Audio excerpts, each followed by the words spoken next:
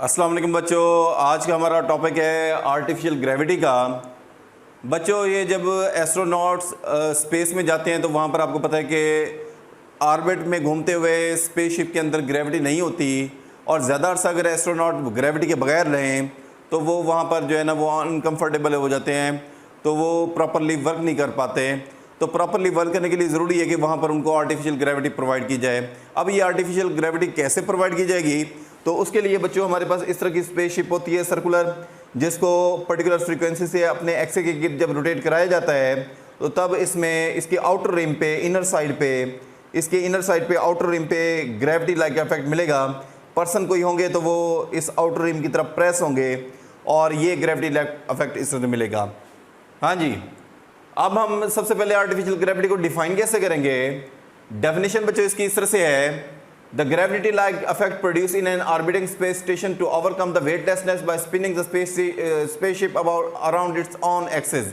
इसमें वही बात जो मैंने अभी आपको बताई है, जब स्पेसशिप को पर्टिकुलर फ्रीक्वेंसी से अपने एक्सिस के गिर्द घुमाएंगे तो gravity like effect in person को मिलेगा, इस आउटर रिम पे मिलेगा और इनर साइड पे मिलेगा। यानी कि ये पर्सन प्रेस हो जाएंगे तमाम साइडों पे, इनर साइड पे, आउटर रिम की तरफ।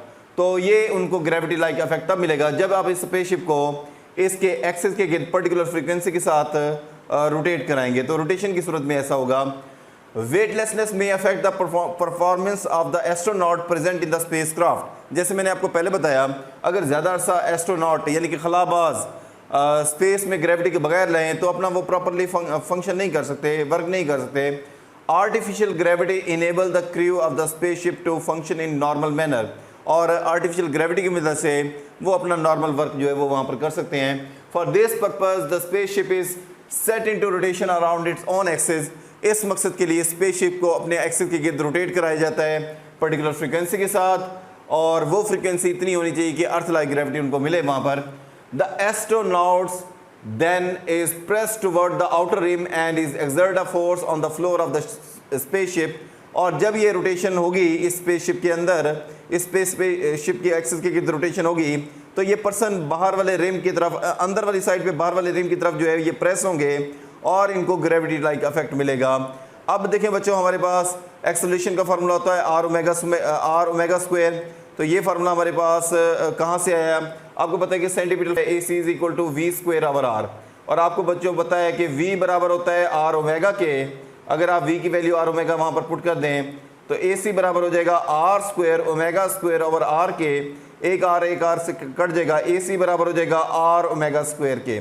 बच्चों, आर की जगह, स्मॉल आर की जगह हमने कैपिटल आर यूज़ किया है, omega square as it is लिखा है, तो ए सी यानी कि ये जो सेंटीमीटर एक्सेलरेशन का फार्मूला था उसको हमने एंगुलर वेरिएबल की टर्म में कन्वर्ट करें तो एक्चुअली यही फार्मूला बन जाता है जो यहाँ पर लिखा हुआ है। और आपकी बुक में ये यहाँ से ही लिखा हुआ है, ये वाला फैक्टर नहीं लिखा हुआ।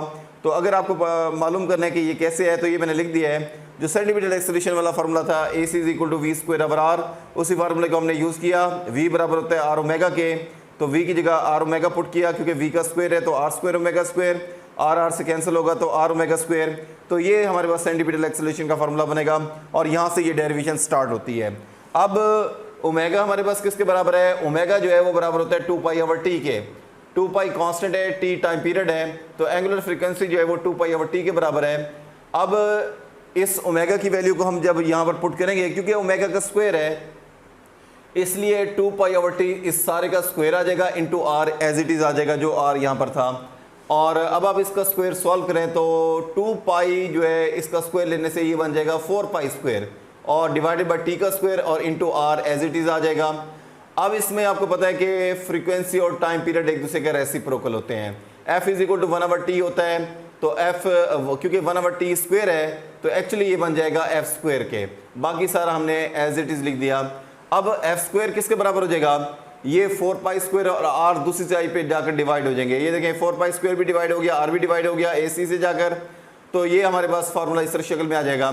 जब आप इसका रूट लेंगे, दोनों साइडों को आपने रूट लेना है, रूट लेने से ये एफ बन जाएगा, इस साइड का रूट लेने से 4 पाई स्क्वायर का रूट जो है ना वो 2 पाई बन जाएगा, और ए सी ओवर आर का रूट हम एज इट इज़ लिख देंगे, ये कैंसिल नहीं होता। तो ये हमारे पास उस फ्रीक्वेंसी का फार्मूला बन गया जिससे एक पर्टिकुलर फ्रीक्वेंसी से घुमाने से तो इसमें एक्सेलरेशन प्रोड्यूस होगा। अगर आप चाहते हैं कि ग्रेविटी अर्थ लाइक हो for earth like gravity acceleration, यानी कि एक्सेलरेशन को ग्रेविटेशनल एक्सेलरेशन के बराबर होना चाहिए, और जब एक्सेलरेशन ग्रेविटी के बराबर होगा, ग्रेविटेशनल एक्सेलरेशन के बराबर होगा, तब फार्मूला बनेगा F is equal to 1/2 pi under root G/r, यानी कि ए सी की जगह हमने लिख दिया है, हमने इसको रिप्लेस कर दिया ग्रेविटेशनल एक्सेलरेशन G से। और जब हम इस पर्टिकुलर फ्रीक्वेंसी से स्पेसशिप को इसके एक्सिस के गिर्द रोटेट कराएंगे, तब हमें gravity like, earth like gravity जो है वो हमें मिलेगी। If spaceship is rotated with this frequency then earth like gravity is produce in the space craft. तो जो स्पेस क्राफ्ट होगा या जो स्पेसशिप होगी, उसके इनर साइड पे, आउटर रिम पे जो है वो अर्थ लाइक ग्रेविटी हमें मिलेगी। तो ये टॉपिक बच्चों यहाँ पर कंप्लीट हो जाता है। बहुत शुक्रिया।